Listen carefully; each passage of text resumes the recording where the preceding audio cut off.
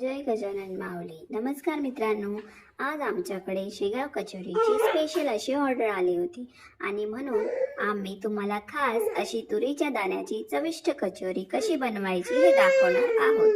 जर तुम्हालाही अशा कचोरीची ऑर्डर द्यायची असेल तर नक्की मला संपर्क करू शकता. चला तर मग आपण सुरुवात करूया.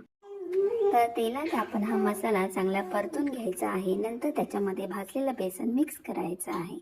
तर इथे आपण थोडंसं मीठ हे जास्तच घालणार आहोत, कारण जेव्हा आपण मैदा भिजवणार आहोत त्या मैद्यामध्ये आपल्याला मीठ अगदी किंचित असं टाकावं लागणार आहे.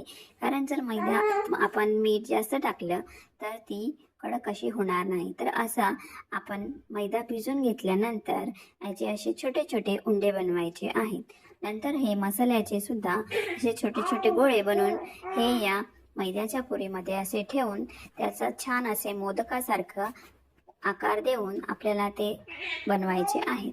नंतर तेच आपल्याला थोडंसं पुरांचा आकार येईपर्यंत हे असे गोल बनवायचे आहेत.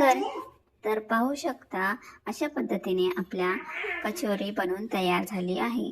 तर आता आपण याला तळायला घेऊयात.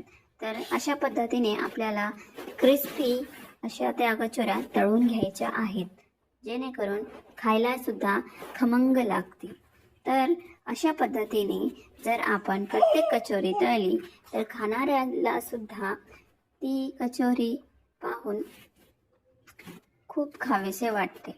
त्यामुळे जर तुम्हालाही ही कचोरी आवडली असेल तर नक्की आम्हाला संपर्क करा आणि आम्हाला ऑर्डर द्यायला विसरू नका. धन्यवाद.